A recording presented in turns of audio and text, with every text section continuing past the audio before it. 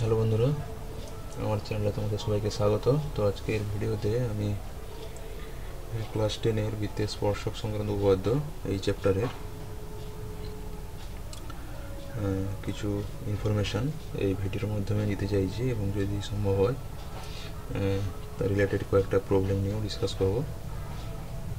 তো আগের ভিডিওগুলোতে আমি এই চ্যাপ্টারের উপর বেস করে আমি বেশ কয়েকটা ভিডিও তোমাদের জন্য আপলোড করেছি। তো তোমাদের কাছে রিকোয়েস্ট, তোমাদের ওই চ্যাপ্টারের উপর কোনো প্রবলেম আটকে থাকে তোমরা অবশ্যই দেখতে পারো ভিডিওগুলো। যদি কোথাও তোমাদের কোনো ডাউট থাকে, কিছু বোঝার থাকে, অবশ্যই আমাকে কমেন্ট সেকশানে জানিও। আমি অবশ্যই যত তাড়াতাড়ি সম্ভব তোমাদের জন্য আলাদা কোনো ভিডিও তৈরি করে সেই ভিডিওগুলো তোমাদেরকে দেওয়ার চেষ্টা করব। এবং এই মুহূর্তে আমি যেহেতু আগের ভিডিওগুলোতেও বলেছিলাম যে জ্যামিতির উপর বেস করে যেহেতু আমি ভিডিওগুলো এইভাবে তৈরি করছি, সুতরাং জ্যামিতি রিলেটেড যদি কোনো ইনকোয়ারি তোমাদের থাকে কোয়ারি, তো অবশ্যই তোমরা জানাতে পারো আমাকে যে কোন চ্যাপ্টারের ডাউট আছে, কোথায় ডাউট। তো এটা মেনশান করে দিলে আমি সেটা নিয়ে একটা ভিডিও তোমাদের জন্য আমি অবশ্যই একটা হোক দুটো হোক ভিডিও আমি তোমাদের জন্য তৈরি করে অবশ্যই দেওয়ার চেষ্টা করবো খুব তাড়াতাড়ি। তো চলো আজকের ভিডিও শুরু করি। তো বৃত্তের স্পর্শক সংক্রান্ত উপপাদ্য যে চ্যাপ্টারটা আমি ডিসকাস করছি আগের ভিডিওগুলোকে নিয়েই বলছি। তো যে আগের যে ভিডিওগুলো আপলোড করেছিলাম সেখানে থিওরি বোধহয় দুটো কি তিনটে থিওরি আমি সেখানে ডিসকাস করেছিলাম, এবং তার সাথে রিলেটেড কিছু প্রবলেম নিয়ে আলোচনা করেছিলাম। তো যে থিওরামগুলো আমরা ডিসকাস করেছিলাম সেগুলো ছিল যে বৃত্তের কোনো বিন্দুতে স্পর্শক এবং ওই স্পর্শ বিন্দুগামী ব্যাসার্ধ হচ্ছে কি হয়, পরস্পর লম্ব হয়। অর্থাৎ আমি জাস্ট ফিগার ড্র করছি এখানে।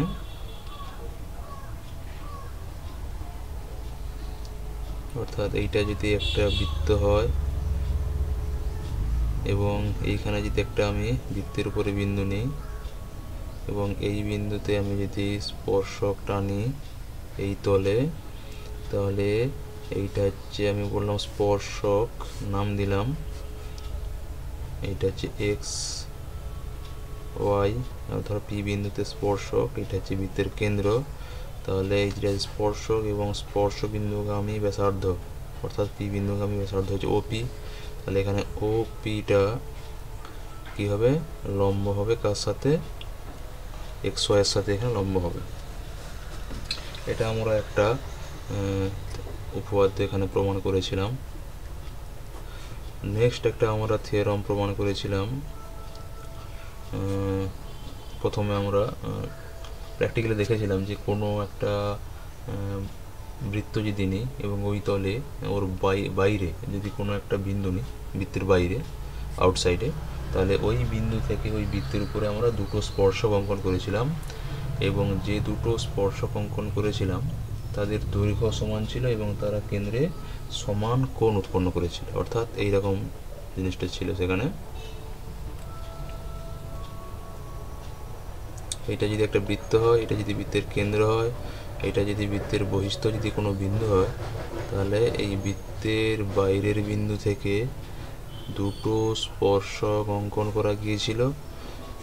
এটা সাপোজ এটা যদি পি বিন্দু হয়, এটা যদি ও হয়, তাহলে বলছে এখানে যদি যে বিন্দুগুলোতে স্পর্শক তৈরি হয়েছে সেটা যদি এ বি হয়, তাহলে বলছে স্পর্শকের দৈর্ঘ্য বলতে বহিস্থ বিন্দু থেকে স্পর্শ বিন্দু পর্যন্ত যে দূরত্ব সেটাকেই বলছে পি বিন্দুগামী এ বিন্দুতে এই বৃত্তের স্পর্শকের দৈর্ঘ্য।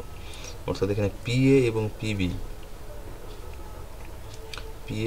পিবি এই দুটো দৈর্ঘ্য ইকুয়াল ছিল 1 নম্বর। আর এরা হচ্ছে বলছিল কেন্দ্রে সমান কোণ উৎপন্ন করেছে। অর্থাৎ এই দুটোকে আমি যদি যোগ করে দিই তাহলে প্রকৃতপক্ষে এই কোণ এবং এই কোণ এই দুটো সমান ছিল। এ ও পি কোণ যা হবে এটা হচ্ছে বি ও পি কোণও একই হবে, এটা বলে দেওয়া আছে। তো এই দুটো থিওরাম আমরা মেনলি ডিসকাস করেছিলাম এই চ্যাপ্টারের উপর বেস করে, এবং এই থিওরাম দুটো রিলেটেড আমি কিছু প্রবলেম নিয়ে তোমাদের সাথে আলোচনা করেছিলাম। তো আজকের ভিডিওতে আমি কিছু ইনফরমেশান দিতে চাইছি আরও কিছু ইনফরমেশান এই স্পর্শক রিলেটেড। তো তারপরে ওটার সাথে রিলেটেড থিওরাম যেগুলো আছে তো সেগুলো নিয়ে আমি ডিসকাস করবো, এবং পরের এই ভিডিওতে এত সম্ভব নয়, তো নেক্সট আরেকটা ভিডিও করবো, সেই ভিডিওতে আমি কিছু প্রবলেম নিয়ে আমি আলোচনা করব। তো চলো আজকের যে বিষয়টা নিয়ে আমি ডিসকাস করতে চাই সেটা হচ্ছে যে আমরা একই তলে আমরা যদি দুটো বৃত্তকে অঙ্কন করি, ঠিক আছে, তো দুটো বৃত্ত সেটা ব্যাসার্ধ সমান হতে পারে অথবা অসমান হতে পারে। দুটো বৃত্তের কেন্দ্র একই হতে পারে অথবা আলাদা হতে পারে, ঠিক আছে। যাই হোক, আমি দুটো বৃত্ত যদি অঙ্কন করি তাহলে দুটো বৃত্ত কী কী কেস আসতে পারে, অর্থাৎ আমি ছেদ বিন্দুর কথা বলছি। এখানে কি হতে পারে যে দুটো বৃত্ত হয় ছেদ করবে না পরস্পরকে, না হলে যদি ছেদ করে তাহলে সেখানে সর্বোচ্চ ছেদবিন্দুর সংখ্যা, সর্বোচ্চ বলবো না, ছেদবিন্দুর সংখ্যা সেখানে কটা হয়, দুটো হয়। আর ছেদবিন্দু বলতে আমি ছেদবিন্দু না বলে বলবো যে সাধারণ বিন্দু, দুটো বৃত্তের ক্ষেত্রে সাধারণ বিন্দু, অর্থাৎ দুটো বৃত্তের উপরেই থাকবে এমন বিন্দু, সাধারণ বিন্দুর সংখ্যা সেখানে কটা হতে পারে, সর্বোচ্চ দুটো, এবং অথবা সর্বোচ্চ দুটো বলছি, আর যদি থাকে সর্বনিম্ন সেটা হচ্ছে একটা, নাহলে থাকবে না। তো ছবিগুলো কেমন আসতে পারে এবং সেখানে বৃত্তের অবস্থানগুলো একটা অপরটা সাপেক্ষে কেমন হতে পারে, আমি সেইগুলো রিলেটেড আমি কয়েকটা এখানে ফিগার ড্র করছি। দেখো এখানে একটা হেডিংস দিচ্ছি যে বৃত্তের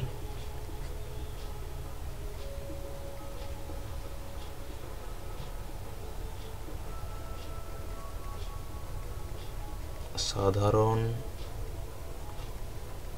বিন্দুর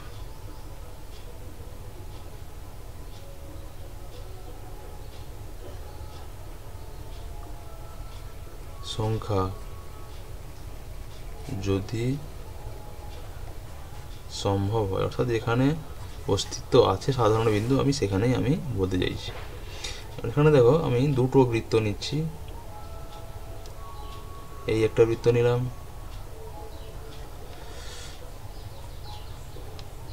আর একটা বৃত্ত নিলাম, একই ব্যাসার্ধ হতে পারে অথবা ভিন্ন ব্যাসার্ধ, যা কিছু হতে পারে আমি বললাম দুটোই।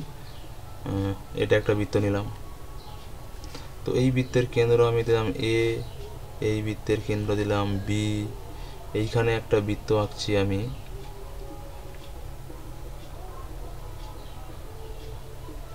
এই একটা বৃত্ত আঁকছি, এই বৃত্তের কেন্দ্রকে বললাম সি, ঠিক আছে। আবার একটু সাইডে আঁকছি, এই দিকে এই একটা বৃত্ত আঁকলাম,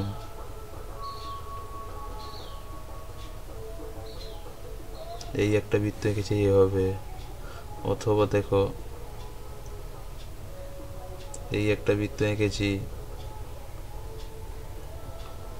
এমন একটা বৃত্ত এঁকেছি।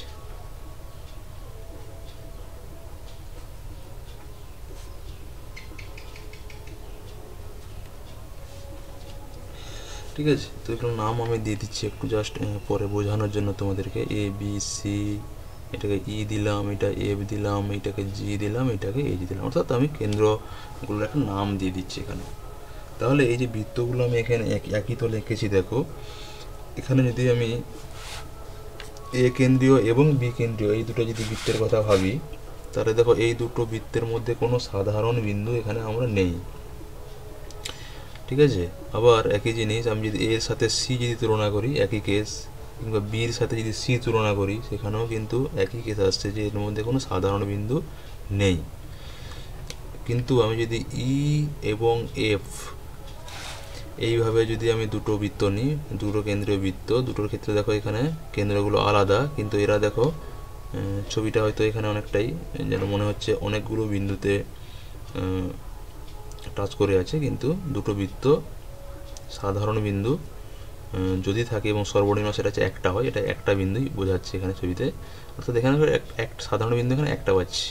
অর্থাৎ আমরা স্পর্শকের যখন সংজ্ঞা পড়েছিলাম সেখানে বলেছিলাম যে একটা সরল রেখাকে কোনো বৃত্তের তখনই স্পর্শক বলা হয় যদি ওই বিন্দু মানে ওই সরলরেখা এবং ওই বৃত্তের ক্ষেত্রে সাধারণ বিন্দু একটা থাকে, যেটাকে স্পর্শ বিন্দু বলছিলাম।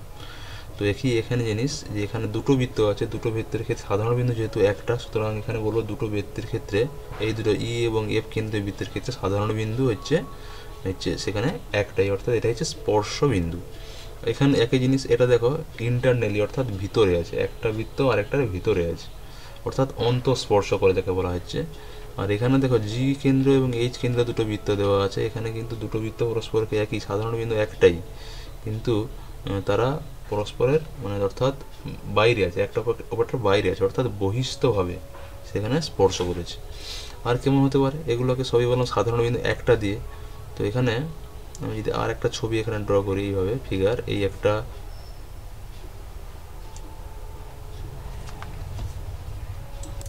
তো এই লাস্ট ফিগারটার ক্ষেত্রে দেখো এখানে দুটো আমি বৃত্ত নিয়েছি, দুটো বৃত্তের কেন্দ্র তো অবশ্যই আলাদা ছবি অনুযায়ী, এবং তারা দেখো এদের সাধারণ বিন্দু কটা হচ্ছে এখানে দেখো তো একটা এবং দুটো, এ এবং আমি বি দিলাম।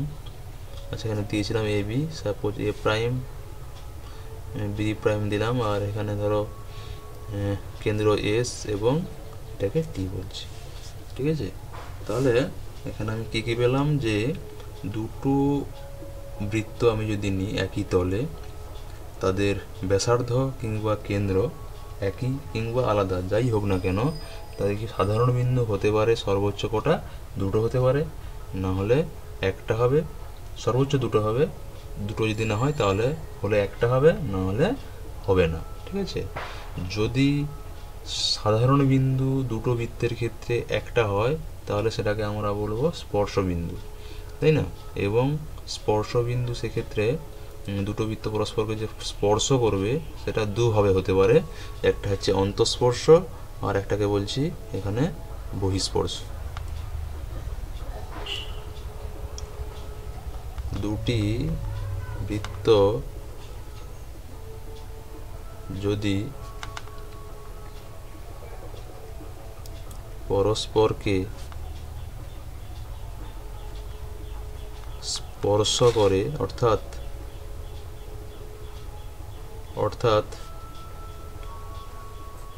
দুটি বৃত্তের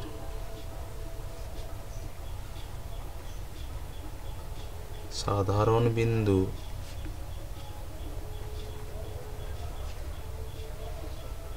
একটি হয়, তবে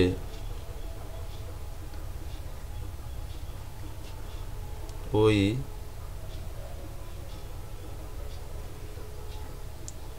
বৃত্ত দুটি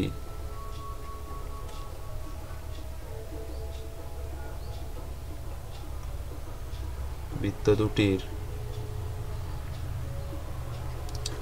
স্পর্শবিন্দু হলো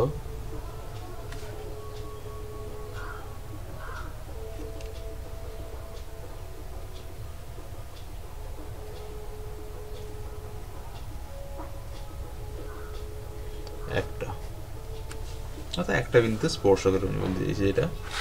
তো এখানে দু রকম হতে পারে, একটা হচ্ছে অন্তঃস্পর্শ,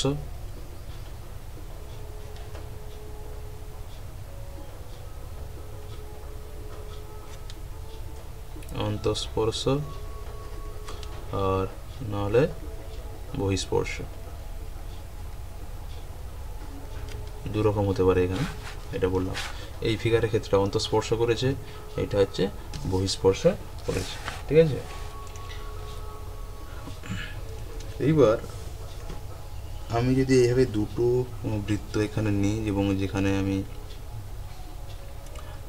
একটা বিন্দুতে যেখানে পরস্পরকে দুটো বৃত্ত স্পর্শ করেছে, তাহলে যেহেতু সাধারণ বিন্দু একটা হচ্ছে দুটো বৃত্তের ক্ষেত্রে, এবং ওই বিন্দু দিয়ে আমরা আগে অলরেডি প্রমাণ করেছি যে কোনো বৃত্তের উপরে যদি যে কোনো একটা যদি বিন্দু নিই, ওই একটা বিন্দু দিয়ে আমরা একটাই স্পর্শক আঁকতে পারবো। অর্থাৎ যেহেতু দুটো বৃত্ত যেমন ই এবং এফ কিংবা জি এবং এইচ কেন্দ্রীয় যে বৃত্তগুলো আছে, তো এই বৃত্ত দুটোর ক্ষেত্রে সাধারণ বিন্দু দিয়ে আমরা যদি স্পর্শকটা আঁকি, সে স্পর্শকটা কিন্তু দুটো বৃত্তেরই হবে, কারণ যেহেতু ওই বিন্দুটা দুটো বৃত্তের ক্ষেত্রেই সাধারণ বিন্দু, তাহলে ওই স্পর্শকটা যে তারা কী হবে, দুই বৃত্তের ক্ষেত্রে ওই বিন্দুতে কি সাধারণ, তাহলে একে বলা হবে সাধারণ স্পর্শক।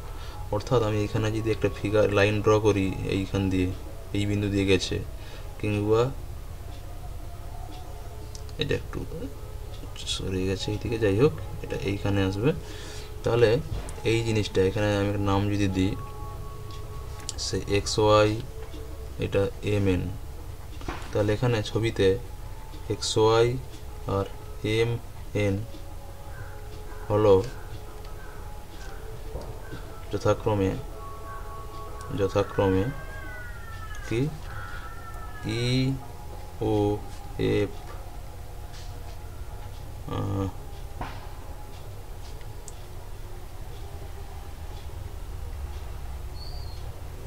কেন্দ্রগামী বৃত্তদ্বয়ের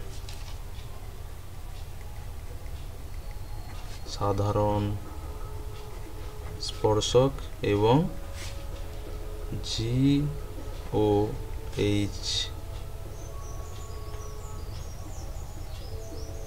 কেন্দ্রগামী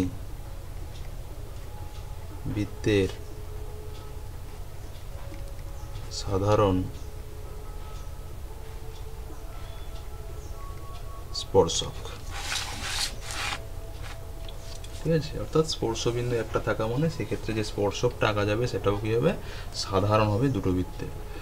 তাহলে এই স্পর্শকটা প্রকৃতপক্ষে দুটো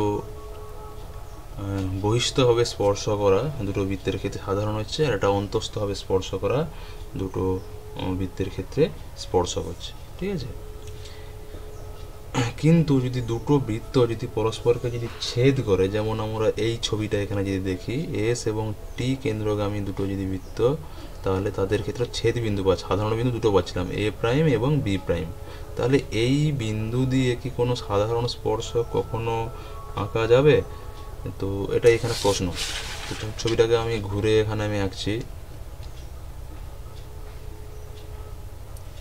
এইটা হচ্ছে এস বিন্দুগামী, একটু বড় করে এটাকে আঁকছি আমি, এটাকে বললাম টি কেন্দ্রগামী দুটো বৃত্ত, এটা এস, এইটা হচ্ছে টি।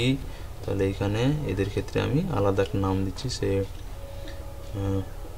বা এ প্রাইম দিতেই পারো, কোনো অসুবিধা নেই, এ প্রাইম এবং বি প্রাইম। আমি দুটো ছেদবিন্দু পেয়েছি, সাধারণ বিন্দু পেয়েছি। আমি আর বলতে চাইছি যে এই বিন্দুতে এ প্রাইম কিংবা বি প্রাইম, এই দুটো বিন্দুতে কি দুটো বৃত্তের ক্ষেত্রে সাধারণ স্পর্শক কখনো পাওয়া সম্ভব? তো আর যদি হয় কিভাবে, আর যদি না হয় সেটা কিভাবে? দেখো এখানে এস বিন্দুটা যেহেতু দুটো বৃত্তের, এ প্রাইম বিন্দুটা যেহেতু এস কেন্দ্রীয় এবং টি কেন্দ্রীয় দুটো বৃত্তের উপরেই যেহেতু অবস্থিত, তাহলে এস কেন্দ্রীয় বৃত্তের ক্ষেত্রে এখানে আমি একটা স্পর্শক টানতে পারি, সেটা হচ্ছে এই রকম হবে। আবার টি কেন্দ্রীয় যে বৃত্তটা আছে সেটা কি হবে, এর ক্ষেত্রেও একটা আমি এখানে স্পর্শক এখানে আঁকতে পারি। তো ছবিতে দেখতে পাচ্ছ এখানে দুটো স্পর্শক কখনোই এখানে একই হবে না, দুটো ভিন্ন স্পর্শক হবে, সাধারণ স্পর্শক এখানে কখনোই পাওয়া সম্ভব নয়। ঠিক আছে, ছেদবিন্দু দিয়ে তার কখনোই দুটো বৃত্তের ক্ষেত্রে একই স্পর্শক আঁকা সম্ভব নয়। তো দুটো বৃত্তের ক্ষেত্রে সাধারণ স্পর্শক বলতে কি বোঝায়, পরে আমরা আসছি যে দুটো বৃত্তের সাধারণ স্পর্শক।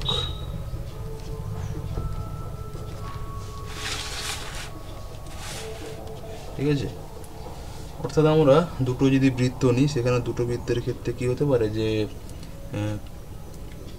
ব্যাসার্ধ এবং কেন্দ্রবিন্দু দুটো আলাদা হতে পারে, অথবা একই হতে পারে। যাই হোক, সব কেসগুলোতেই আমরা দেখব যে সাধারণ স্পর্শক বলতে কি বোঝায়। দুটো বৃত্তের ক্ষেত্রে সাধারণ স্পর্শক মানে বুঝতেই পারছো, যেটা দুটো বৃত্তেরই স্পর্শক হবে এমন একটা লাইন, যেটাকে আমরা সাধারণ স্পর্শক বলছি। তো আমরা যে একটু আগে লিখেছিলাম যে এই যে স্পর্শকটা আমরা রেখেছিলাম এখানে, এখানে কিন্তু যেহেতু দুটো বৃত্তের ক্ষেত্রে স্পর্শবিন্দু একই ছিল, তাহলে আমরা স্পর্শবিন্দুতে যে বৃত্তটা এঁকেছিলাম সেটা কিন্তু দুটো বৃত্তের ক্ষেত্রেই সাধারণ ছিল। সুতরাং এই লাইনটা এখানে প্রকৃতপক্ষে বা এই স্পর্শকটা হচ্ছে দুটো বৃত্তের ক্ষেত্রে সাধারণ স্পর্শক। কিন্তু সবসময় যে দুটো বৃত্ত পরস্পরকে একটা বিন্দুতে ছেদ করবে এমন তো মানে নেই, দুটো বিন্দু ছেদ করতে পারে। তাহলে এইরকম দুটো বৃত্তের ক্ষেত্রে কি কখনো এমন কোনো লাইন পাওয়া সম্ভব নয় যে লাইনটা প্রকৃতপক্ষে দুটো বৃত্তের ক্ষেত্রেই স্পর্শক হবে। এখানে দেখো স্পর্শ বিন্দুটা একই ছিল, তো এখানে যেহেতু দুটো আলাদা বৃত্ত বলছি বা দুটো আলাদা কেন্দ্র আলাদা ব্যাসার্ধ বলছি এবং তাদের যেহেতু স্পর্শ বিন্দু নেই, ছেদ বিন্দু এখানে ছেদক বলবো আমরা, ছেদ করেছে, তাহলে সেক্ষেত্রে কি কোনো রেখা পাওয়া সম্ভব নয় যে দুটোর ক্ষেত্রেই সেটা স্পর্শক হবে। স্পর্শ বিন্দু আলাদা হবে, যেহেতু দুটো বৃত্ত যেহেতু আলাদা, তাহলে দুটো বৃত্তের ক্ষেত্রে হয়তো স্পর্শ বিন্দু আলাদা হতে পারে। তো সেটা সম্ভব, কারণ বা কী হবে, তো এখানে দেখো আমি যদি এইভাবে একটা বৃত্ত এখানে আঁকি, এই একটা বৃত্ত আঁকলাম, এই একটা বৃত্ত আঁকলাম, এখানে দুটো বৃত্ত দেখো পরস্পরকে কোথাও ছেদ করে না, ঠিক আছে। আবার এই একটা বৃত্ত নিলাম, এই একটা বৃত্ত নিলাম, আবার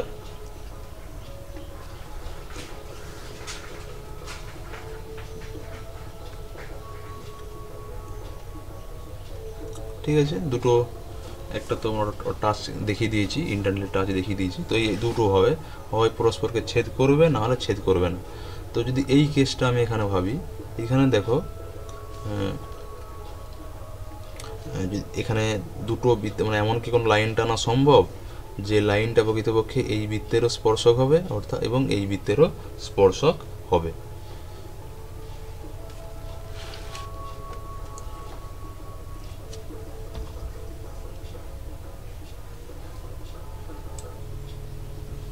ওকে, তো দেখো এখানে যে দুটো বৃত্ত আছে, আমি এই দুটোকে বৃত্তকে যদি দুটো চাকা ভাবি, তাহলে দেখো এই দুটো চাকাকে আমি যদি কোনো একটা ফিতে দিয়ে যদি আমি জুড়ে দিই, ছোটো দুটো হুইল ভাবলাম, এই দুটোকে কোনো মেশিনের সাপোজ হুইল ভাবলাম, তাহলে এই দুটোকে আমি যদি একটা ফিতে দিয়ে এইভাবে জুড়ে দিই, তাহলে দেখো স্ট্রাকচারটা এইরকম আছে, তাই না। এর উপরে ফিতা দিয়ে এরকম এইভাবে বেন্ড করে দেওয়া আছে। তাহলে দেখো এই যে ফিতার দুটো পাশে দেখো এই সাইডে চাকার এক সাইডে আছে, দেখো এই দিকে একটা আছে, এই দিকে একটা আছে। তো যেহেতু টাইট থাকে, এটা প্রকৃতপক্ষে এগুলোকে আমি সরল রেখাংশ হিসেবে ভাবতে পারি, ঠিক আছে। সুতরাং আমি এইখানে যদি একটা সরল রেখা টানি এই ফিতের উপরিতল বরাবর, তাহলে সেটা প্রকৃতপক্ষে এইরকম ফিকে দাঁড়াবে, নিচটাতেও একই জিনিস, এইরকম একটা লাইন ড্র করা যাবে। তাহলে দেখো এই যে দুটো আমি লাইন পেলাম এখানে, তাহলে এই দুটো লাইনটা কেমন আসছে দেখো, এটাও একে টাচ করেছিল যে ফিতেটা আমি প্রথমে এঁকেছিলাম, তাহলে একেও টাচ করেছিল, একেও টাচ করেছিল এবং ওই ফিতে বরাবর আমি এই লাইন দুটোকে ফেলেছি, লাইন দুটো ড্র করেছি। তাহলে প্রকৃতপক্ষে এই লাইনগুলো দুটোকেই কিন্তু টাচ করে আছে, তাই না। অর্থাৎ যেহেতু একই সরল রেখা দুটো বিন্দুকে স্পর্শ করে আছে, দুটো বৃত্তকে দুটো বিন্দুতে, এখানে এই বিন্দু এবং এখানে এই বিন্দু, তাহলে প্রকৃতপক্ষে এই দুটো বিন্দুতে কী হচ্ছে, এই লাইনটা এরও যেমন স্পর্শক হয়ে যাচ্ছে, আবার এরও একই রকমের স্পর্শক হবে। একইভাবে নিচের দিকেও যদি বলি, তাহলে প্রকৃতপক্ষে এই দুটো বিন্দুতে আমরা একই স্পর্শক পাচ্ছি। তাহলে এইগুলো হচ্ছে দেখো কি আমার স্পর্শক হচ্ছে সাধারণ স্পর্শক। আবার একই রকমভাবে দেখো এটাকে যদি আমি এইভাবে করতাম, ফিতাটাকে এই দিক দিয়ে জুড়ে ফিতাটাকে এইভাবে নিতাম, ঠিক আছে। আমি একটু আলাদা ছবি দেখাচ্ছি এখানে, এই একটা নিলাম আর একটু বড় করে নিচ্ছে এটা, এইটা আমি কি করলাম, এটাকে এইভাবে নিচ দিয়ে এইভাবে বেন্ড করে এটাকে আমি যোগ করছি ফিতার সাইজে, এরকম হবে। ফিতা এইভাবে করতে পারি আমরা বিভিন্ন ক্ষেত্রে, মেশিনে যারা গ্রাম বাংলায় আমরা থাকি দেখতে পারি ফিতাটাকে এইভাবে পেঁচিয়েও আটকানো যেতে পারে, তাই না। তাহলে এইখানেও দেখো এদিকেও এটা কী হবে, যখন টাইট থাকে এটাও কি একটা লাইন সেগমেন্ট এবং এটাও কি একটা লাইন সেগমেন্ট, অর্থাৎ আমি এই দিক বরাবর একটা আমি লাইন ড্র করতে পারি। তাহলে এদিকে লাইন সেগমেন্ট পাচ্ছি, এটাকে যদি বাড়িয়ে দিই একটু, এইদিকে লাইন সেগমেন্ট পেলাম, আর একটা এদিকে পাচ্ছি, এই দিকে একটু বাড়িয়ে দিচ্ছি জাস্ট একটু বোঝানোর জন্য এইদিকে। তাহলে দেখো একদিকেও দুটো আমরা লাইন পাচ্ছি, যে দুটো লাইন দেখো, এটা এই লাইনটা এই বৃত্তকে এই বিন্দুতে এবং এই বৃত্তকে এই বিন্দুতে একইভাবে এইদিকে এইরকম দুটো বিন্দুতে ছেদ করে যাচ্ছে। এগুলো অবশ্যই কেন্দ্র আছে এখানে। তাহলে দেখো এদিকেও আমরা দুটো এখানে সরল রেখা যেগুলোকে সাধারণ স্পর্শক বলছি। যখন দেখবে এখানে সাধারণ স্পর্শককে দুভাগে ভাগ করা হচ্ছে, একটাকে বলা হয় সরল সাধারণ স্পর্শক আর একটাকে বলা হয় তির্যক সাধারণ স্পর্শক। তো এইখানে যে আমরা স্পর্শকগুলো পেয়েছি, দেখো এই স্পর্শকগুলোর যদি যে কোনো একটা যদি কনসিডার করি, তাহলে দেখো একই দিকে বৃত্তগুলো দুটো আছে। এটা নিলে দেখো একই দিকে আছে, কিংবা এটা নিলে ওর একই দিকে বৃত্ত দুটো আছে। তো এইগুলোকে বলা হয়, এই দুটো স্পর্শককে এইভাবে দেখাচ্ছি। এটা হচ্ছে সরল সাধারণ স্পর্শক এগুলোকে বলা হয়। আর এগুলো দেখো যে কোনো একটা যদি স্পর্শক নিই, সেগুলো কিন্তু দেখো স্পর্শকের দুদিকে আছে। তো এই স্পর্শকগুলোকে বলা হয়, এগুলোকে বলা হয় তির্যক সাধারণ স্পর্শক। কীভাবে দেখাচ্ছি এখানে, সে এইরকম এইভাবে দেখাচ্ছি। তো এইগুলোকে বললাম তির্যক সাধারণ স্পর্শক। ওকে, তো আজকের ভিডিওতে আমরা এই জিনিসগুলো নিয়েই আলোচনা করলাম।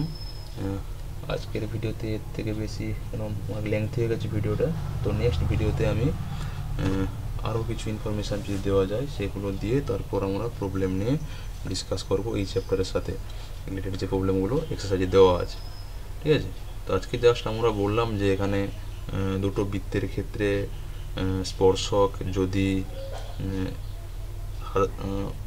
সাধারণ স্পর্শক যদি অস্তিত্ব থাকে, তাহলে সেই স্পর্শকগুলো কী ধরনের হতে পারে সেই জিনিসগুলো নিয়ে আলোচনা করলাম। আর স্পর্শকের কিছু ক্লাসিফিকেশান নিয়ে আলোচনা করলাম, যেগুলো সাধারণ, যেহেতু দুটো বৃত্তের ক্ষেত্রে আমরা স্পর্শক বলছিলাম সাধারণ স্পর্শক, তো সাধারণ স্পর্শকের দুটো ক্লাসিফিকেশান নিয়ে আলোচনা করলাম। সেটা হচ্ছে একটা সরল সাধারণ স্পর্শক আর হচ্ছে একটা তির্যক সাধারণ স্পর্শক।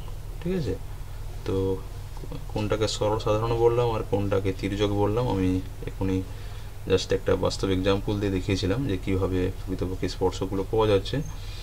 তো যাই হোক, আজকের ভিডিও এই পর্যন্তই। যদি কোথাও কিছু ডাউট থাকে অবশ্যই কমেন্ট সেকশানে জানাবে, আমি সেটা ক্লিয়ার করে দেওয়ার চেষ্টা করব কোনো ভিডিওতে কিংবা কমেন্ট সেকশানের থ্রু দিয়েই।